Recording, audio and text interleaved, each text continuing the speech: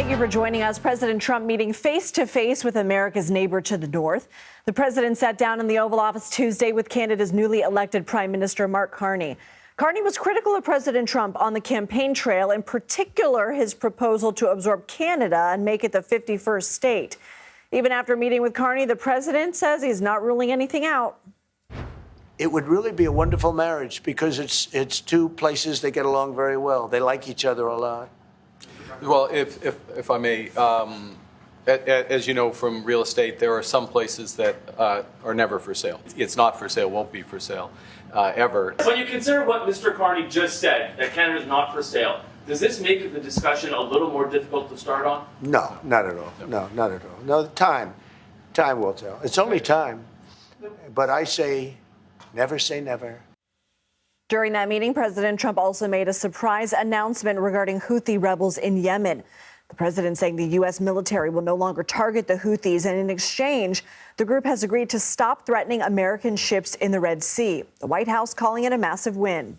The Houthis have announced that they are not, or they've announced to us at least, that they don't want to fight anymore. They just don't want to fight, and they have capitulated, but more importantly, we will take their word. They say they will not be blowing up ships anymore. And that's what the purpose of what we were doing. We are also following news from the Supreme Court in a 6-3 decision. The justices are letting the Trump administration ban transgender service members from the military for now, while legal challenges play out in lower courts. We have team coverage on all of this. CBS News White House reporter Aaron Navarro is on the North Lawn. CBS News senior national security correspondent Charlie Daggett is at the Pentagon. Aaron, let's start with you. What a remarkable moment there in the Oval Office with the Prime Minister saying that not for sale, not now, not ever, and the President saying never say never, agreeing to disagree, it seems.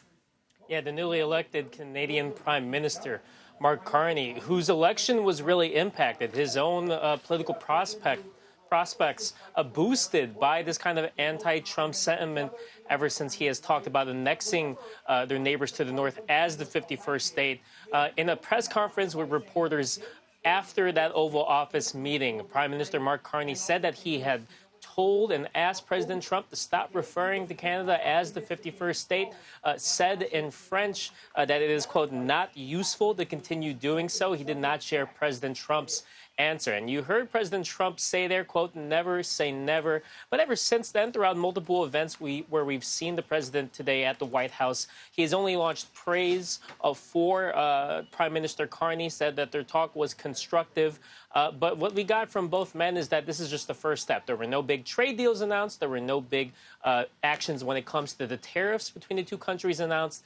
This is more of an introductory reset between the historically two strong allies. Why this focus on making Canada the 51st state? I mean, this wasn't something he campaigned on. Are you getting a sense from aides that they want him to stay away from this? And also, the president was asked what it would take to lower tariffs against Canada. What did he say?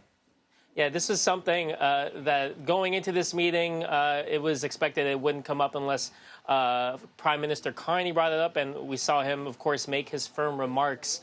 It's something that President Trump, in a Truth Social post leading into the meeting, maybe plays into what he sees as the big trade imbalance between the U.S. and Canada. He has inflated that number, saying it's a $200 billion trade deficit. It's closer to $60 billion, according to recent numbers. But when asked when it comes to tariffs, what Canada can do to get him to lower it, President Trump replied no, and just said, quote, it's just the way it is. He later said that there would be, quote, no one-day deals, said it would take time.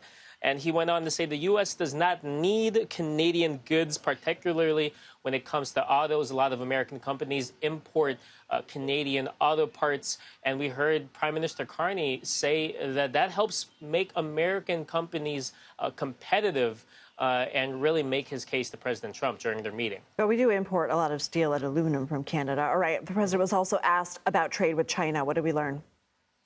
Yeah, well, we learned that we're pretty much at the same spot, that they haven't officially started yet. President Trump said he has not met or talked to Chinese President Xi.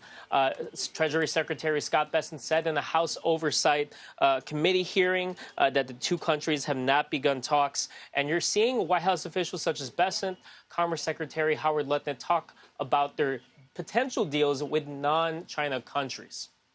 Aaron Navarro, thank you so much.